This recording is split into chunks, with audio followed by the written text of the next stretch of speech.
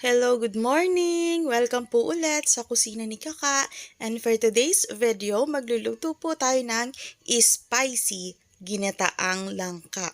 Nasa dulo po ng video ang ating kumpletong sangkap. Tara po, umpisahan na natin! Ang una po nating gagawin ay pagsamasamahin lang natin ang ating langka, ang ikalawang gata at lagyan din po natin ng tanglad or lemongrass. Wala po akong ibang nilahok dyan. Ito po ay ating palalambutin, lulutuin hanggang sa matuyo yung sabaw niya. Haluin din po natin siya from time to time. Ayan, malapit na po itong maluto at wala na rin siyang sabaw, kaya igisa na natin siya. Sa mainit na kawali, maglalagay po tayo ng oil. Igigisa po natin ang ating bawang, sibuyas, kamatis na laging durog at pinapakatas.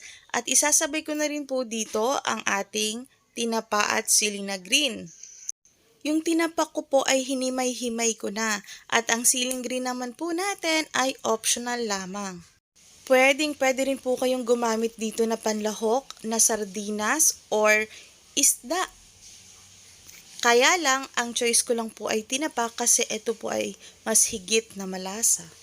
At syempre, kapag ganyan na po ang texture ng ating kamatis, saka ko po nilagay ang ating siling green. At ang isusunod ko naman po ay ang ating coconut cream or unang gata. Ilalagay ko na rin po dito ang ating mga pampalasa, katulad ng pamintang powder, additional seasonings, at patis po ang aking ginamit na pampaalat. Pero pwede rin po kayong gumamit ng asin at alamang. Lutuin pa po natin ng konti ang ating gata para may lumabas siyang oil. At syempre, kapag timplado na rin natin ang ating sabaw, saka po natin ilagay ang ating pinalambot na langka.